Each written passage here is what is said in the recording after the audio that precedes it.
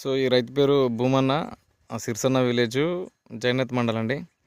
చెప్పండి భూమన్న గారు, మీకు అంటే స్ప్రే కొట్టకంటే ముందు ఇప్పుడు స్ప్రే కొట్టిన తర్వాత ఏమైనా తేడా అనిపిస్తుందా?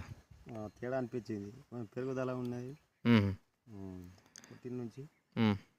కాడ కూడా పెరిగింది మంచిగా. ఇది స్ప్రే పెట్టిన నుంచి మంచిగా ఉన్నది.